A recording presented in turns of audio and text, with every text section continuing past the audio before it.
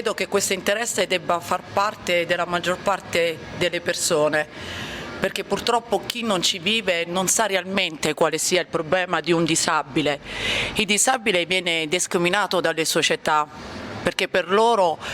un disabile deve vivere la vita di un disabile, mentre per me,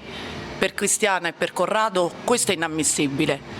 Io sono stata anche assessore ai servizi sociali 2 anni fa per il comune di Aci Castello e ho visto la sofferenza dei genitori, ho visto la sofferenza di questi genitori avendo dei figli disabili e non avere le strutture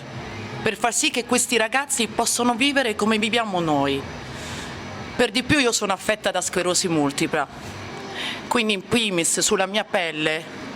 ho capito quanto sia importante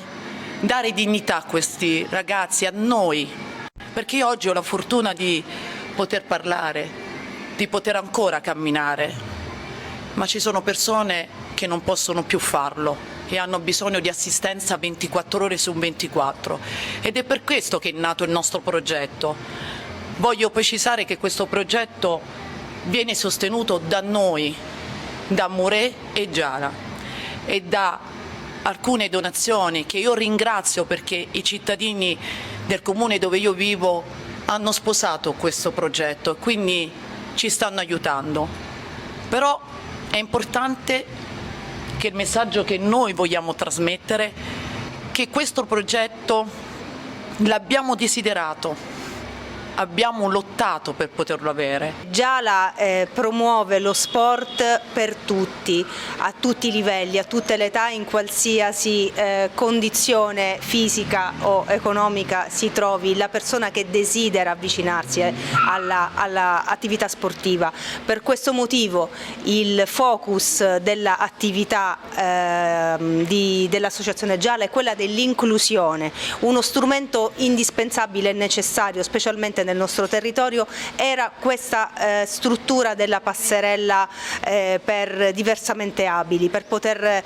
dare l'opportunità a tutti di godere del mare, del proprio territorio in maniera totale. E viene dopo, e questo per noi è molto importante, dopo 3 anni di lungo lavoro, di coordinamento, di burocrazia